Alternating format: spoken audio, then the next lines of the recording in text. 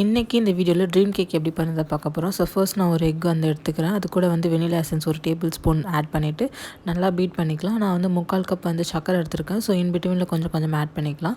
1 cup மைதா, 3 table spoon வந்துட்டு cocoa powder, 1 table spoon வந்துட்டு baking soda, baking powder வந்து add பண்ணி நல்லா மிக்ஸ் பண்ணிக்கலாம்.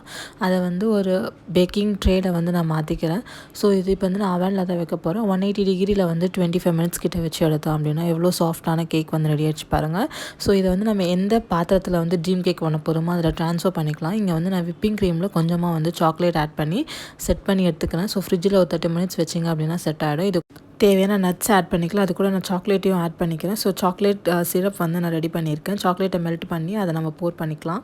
நெக்ஸ்ட் வந்து மேலே வந்து கொக்கோ பவுடர் கொஞ்சமாக டஸ்ட் பண்ணி விட்டுட்டு ஒரு 30 மினிட்ஸ் கிட்ட செட் பண்ணி விட்டு எடுத்திங்க அப்படின்னா நம்மளோட சூப்பரான ட்ரீம் கேக் வந்து ரெடி ஆகிடும். ஸோ டேஸ்ட் வந்து சூப்பராக இருந்துச்சு. கண்டிப்பாக ட்ரை பண்ணுங்கள். லேயர்ஸ்லாம் எவ்வளோ அழகாக இருக்குன்னு பாருங்கள். பிடிச்சிருந்தா